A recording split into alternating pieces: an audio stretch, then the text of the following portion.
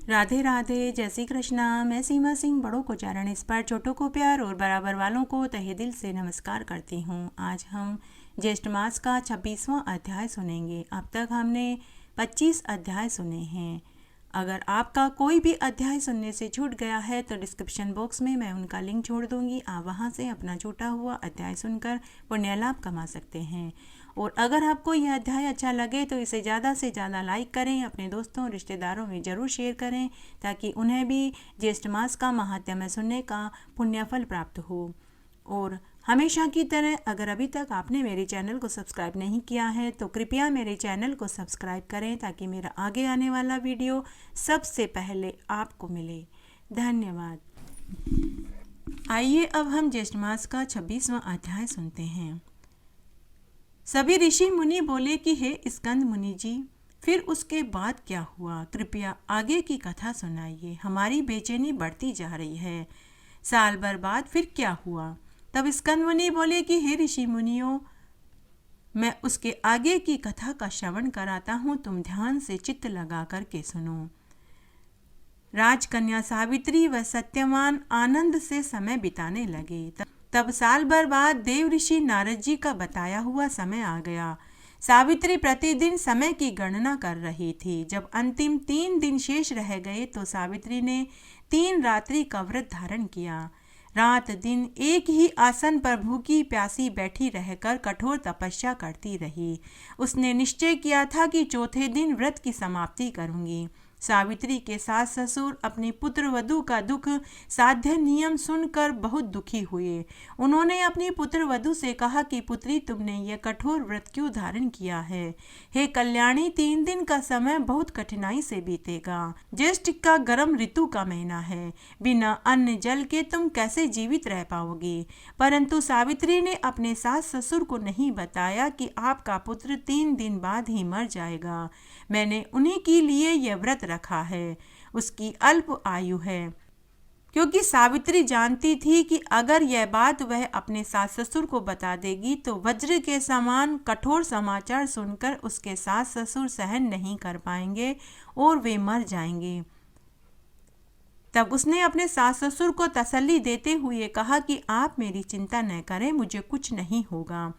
उसी समय सत्यवान रोज की तरह कुल्हाड़ी लेकर जंगल में लकड़ी काटने और जंगल से कंदमूल फल लाने के लिए जाने लगा।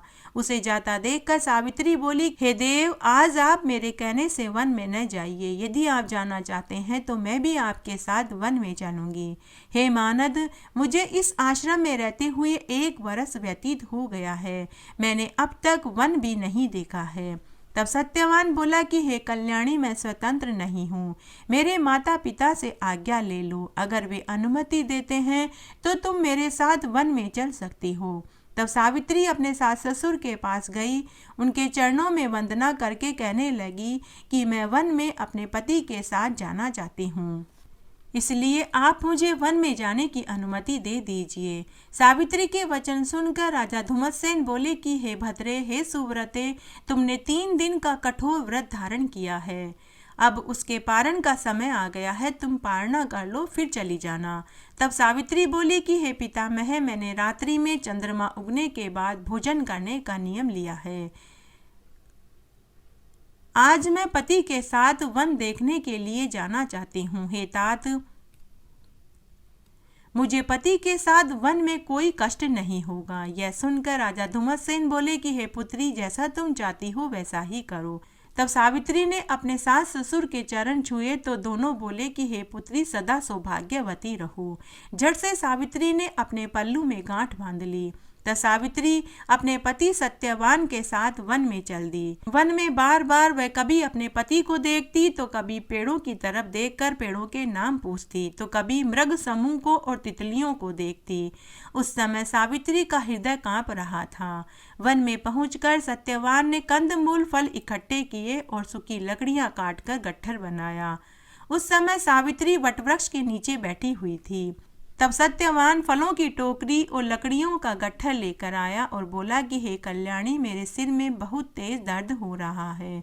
हे भद्रे, शूल के समान कांटों से मेरा सिर फटा जा रहा है।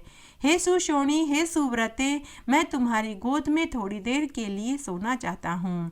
तब स्कंदमुनि बोले कि हे ऋषियों, तब वह विशालाक्षी मनस्विनी सत्यवान की मृत्यु का समय जानकर उसी समय पति के सिर को गोद में लेकर वटवृक्ष के नीचे बैठ गई। तभी उसने देखा कि एक काला नाग पेड़ के पास रेंग कर जा रहा था। सावित्री को अनिष्ट की आशंका हो चुकी थी। तभी वहां कृष्ण पिंगल का एक पुरुष की आकृति वाला भैंसे पर सवार होकर आया। इस अध्याय में आज मैं आपको ज्येष्ठ मास की विष्णु भगवान की एक कहानी सुनाने जा रही हूँ। आइए अब हम विष्णु भगवान की एक पवित्र कहानी सुनते हैं। एक बार एक गांव था। उस गांव में एक कुमार पति पत्नी अपने 10 साल के बेटे के साथ रहते थे। बेटे का नाम प्रशांत था। कुमार पति पत्नी मटकियां बनाते थे और मिट्टी के खिलौने बना करके बेचते थे। यही उनकी आजीविका का साधन था। कुमार विष्णु भगवान का परम भक्त था। वह काम पर बैठने से पहले रोज विष्णु नाम का जाप करता था और हर गुरुवार की पूजा और व्रत करता था। वह विष्णु भगवान और माता लक्ष्मी की मिट्टी की मूर्तियां भी बनाता था। वह इतनी सुंदर मूर्तियां बनाता था जैसे कि अगर उनमें जान फूंक दी जाए तो वे मूर्तियां बोल पड़ेंगी। उसकी विष्णु भगवान की और माता लक्ष्मी की सभी मूर्तियां हाथों हाथ बिक जाती थी। उसके ऊपर भगवान विष्णु और माता लक्ष्मी का आशीर्वाद था। कुमार दंपति का एक ही पुत्र था, इसलिए वह लाड़ प्यार में बिगड़ता जा रहा था। वह पाठशाला का नाम लेकर घर से निकलता था, लेकिन वह गांव के आवारा लड़कों के साथ ही इधर उधर घूमता रहता था और शाम को घर आ जाता था। कुमार ने कई बार अपने पुत्र को ऐसा करते हुए देखा तो उसने अपनी पत्नी से कहा कि भगवान, हमारा बेटा बुरी संगत में पड़ता जा रहा है, तुम थोड़ा अपने बेटे पर भी ध्यान दिया करो। लेकिन पत्नी ने कहा कि अभी उसके खेलने खाने की उम्र है, अभी से वह पढ़ाई लिखाई करके क्या करेगा। बेचारा कुमार चुप रह जाता, कुछ नहीं बोलता। एक दिन कुमार मूर्तियां और मटकियां बनाने के लिए पहाड़ी के पास मिट्टी लेने के लिए गया। वह गड्ढे में उतर गया। तभी मिट्टी का पहाड़ उस कुमार के ऊपर गिर गया। वह उसी समय समझ गया कि उसकी मृत्यु निश्चित है। तब उसने विष्णु भगवान और माता लक्ष्मी को पुकारा। उसने भगवान विष्णु और माता लक्ष्मी से प्रार्थना करी कि हे भगवान, मैंने जीवन भर आपकी पूजा की, व्रत किया। अगर मेरी भक्ति में एक अंश भी आपको सच्चाई लगे तो मेरे मरने के बाद आप मेरे परिवार का और मेरे पुत्र का ध्यान रखना। मेरा पुत्र गलत संगत में पड़ गया है, अब उसे सुधारने का कर्तव्य आपका ही है। मेरे मरने के बाद अब आप ही मेरे पुत्र को सही रास्ते पर लेकर आना।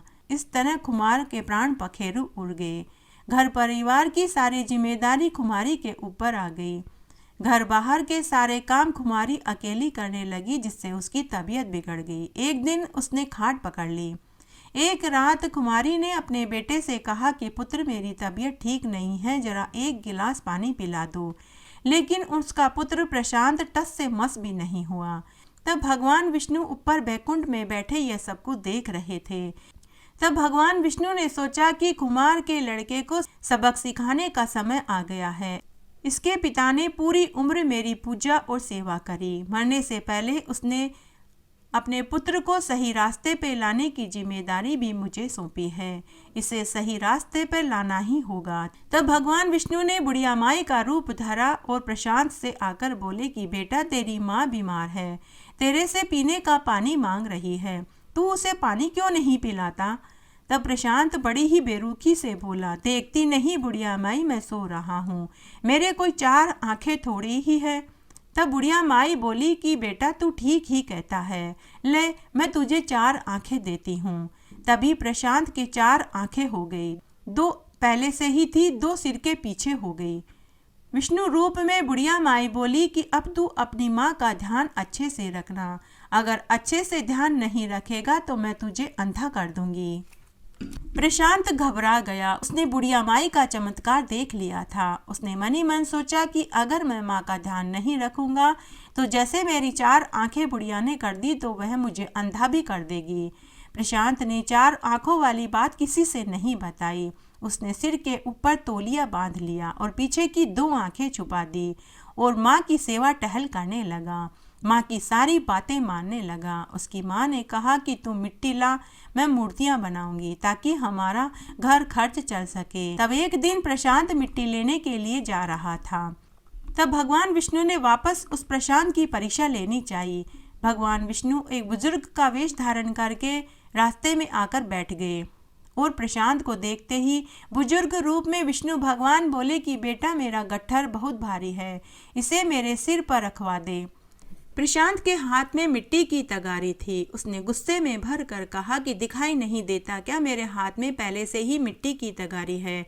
मेरे कोई 12 हाथ थोड़े ही हैं। जब प्रशांत घर पहुंचा तो थोड़ी देर में उसके 12 हाथ हो गए। प्रशांत डर गया। गांव में सभी उसे राक्षस समझने लगे। उसके सभी दोस्त उससे डर कर भागने लगे।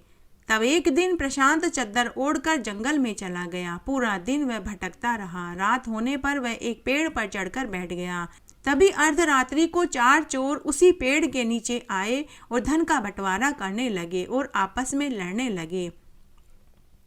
ऊपर प्रशांत डर गया। तभी प्रशांत का हाथ मधुमक्खी के छत्ते से लग गया और प्रशांत डर कर जमीन पर गिर पड़ा। चारों चोरों ने 12 हाथ और 4 आंखों वाले इंसान को देखा तो वे डर कर सारा धन वहीं छोड़कर भाग गए। भूत भूत भूत कहते हुए वे वहां से भाग छूटे।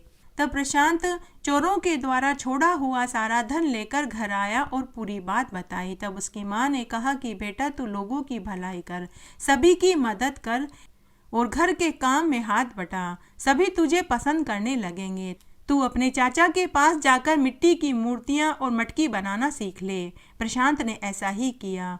वो गांव भर के सभी लोगों की मदद करने लगा। पूरे गांव में सड़क के दोनों तरफ पेड़ पौधे आदि लगाने लगा।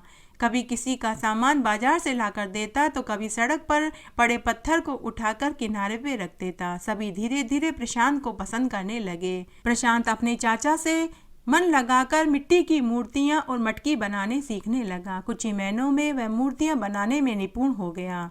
अब वह भी अपने पिता के समान ही विष्णु भगवान और लक्ष्मी जी की सुंदर सुंदर मूर्तियां बनाने लगा।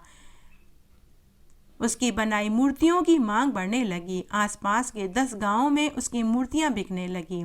उसका घर अन्न धन के भंडार से भर गया। तब एक रात्रि जब वह सो रहा था तो भगवान विष्णु ने उसे स्वप्न में आकर दर्शन दिया कि हे पुत्र, उठो, तुमने अपना फर्ज बड़ी ईमानदारी से किया है। तुमने अपने घर की जिम्मेदारी भी समझ ली है। तुम अपनी माँ का भी अच्छे से ख्याल रखने लगे हो। तुम्हारे पिता ने मरने से पहले मुझे तुम्हारी जिम्मेदारी सौंपी थी। मैं तुम्हें सही रास्ते पर लाना चाहता था, जो कि वह पूर्ण हो गया।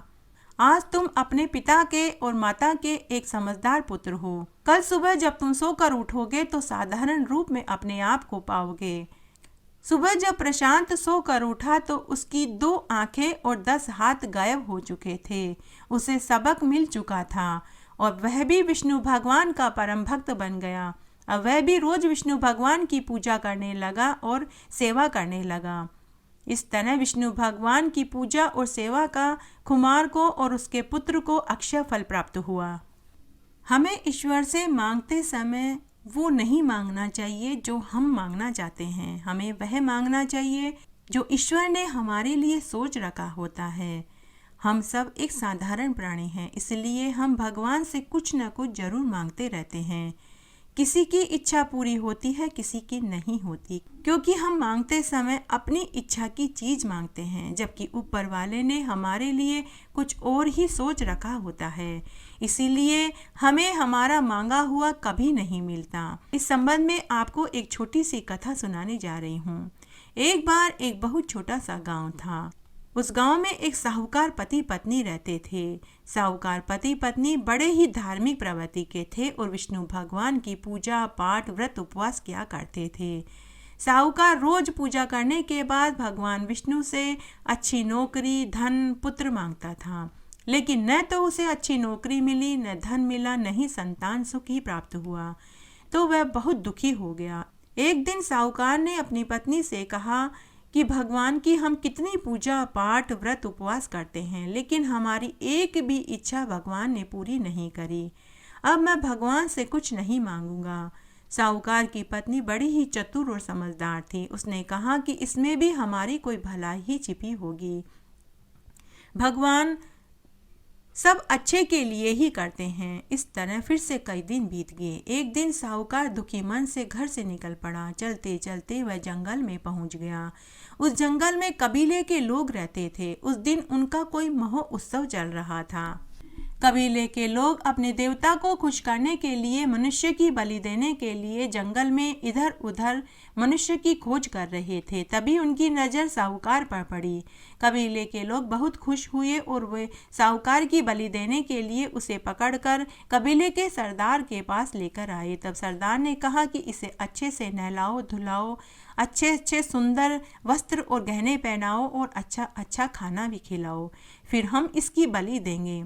साहूकार पहले से ही बहुत दुखी था। उसने अपने आप को छुड़ाने का प्रयत्न भी नहीं किया, क्योंकि वह मन ही मन सोचने लगा कि चलो अच्छा है, मेरे जीवन में पहले से ही कोई खुशी नहीं है, मर जाऊं तो अच्छा है, और कुछ नहीं तो मेरा शरीर इन लोगों के ही काम आएगा। कबीले के लोगों ने साहूकार को नहलाया, अच्छे अच्छे कपड़े कीमती गहने पहनाए और अच्छा खाना खिलाया। फिर बलि के लिए उसे लेकर आए। तब बलि देने से पहले सरदार ने कहा कि इसका अच्छे से निरीक्षण करो कि इस इंसान का कोई अंग भंग तो नहीं है। तब लोगों ने देखा तो उसकी एक उंगली कटी हुई थी। तब कबीले के सरदार ने कहा कि हम इसकी बलि नहीं दे सकते। तभी उनके देवता के मुख से फूल झड़ने लगे। वो इस बात की निशानी मानी जाती है कि यही कबीले का अगला सरदार होगा। सभी ने झिंगा लालाहू के स्वर में जोर जोर से गाने बजाने लगे। साहूकार कुछ समझ नहीं पाया। उसी समय सबने साहूकार को कंधे पर उठा लिया और उसे कबीले का अगला सरदार घोषित कर दिया और उसे खूब सारा धन दौलत देकर छोड़ दिया। साहूकार धन दौलत लेकर घर वापस आया और अपनी पत्नी को पूरी बात बताई। दोनों पति पत्नी धन दौलत जेवर पाकर बहुत खुश हुए। उस रात्रि को भगवान विष्णु ने साहूकार को स्वप्न में दर्शन देकर कहा कि हे वत्स, तू मेरे से नौकरी धन पुत्र मांग रहा था, जो कि कम था। मैंने तेरे लिए ज्यादा सोच रखा था। हे वत्स, मैंने तुझे धन तो दिलवा दिया और अब तुझे 4 पुत्र होंगे। उसके बाद सुबह साहूकार जब सोकर उठा तो उसने अपने स्वप्न वाली बात अपनी पत्नी को बताई। सुबह उठकर उसने ईश्वर से अपनी गलती की क्षमा मांगी। अब उसने ईश्वर से मांगना छोड़ दिया और वह पूजा के बाद यह बोलता कि हे विष्णु भगवान, मुझे माफ कर दीजिए, अब आप मुझे वो दीजिए जो आपने मेरे लिए सोच रखा है। उसके बाद साहूकार के 4 पुत्र हुए, सभी दीर्घायु हुए। वे सब इस जीवन का सुख भोग कर बैकुंठ को प्राप्त हुए। इस तरह आज मैंने आपको ज्येष्ठ मास के महात्म्य का 26वां अध्याय सुनाया। मेरे साथ बने रहने के लिए आपका धन्यवाद। आगे की कथा कहानी के लिए भी आप इसी तरह मेरे साथ बने रहें। धन्यवाद।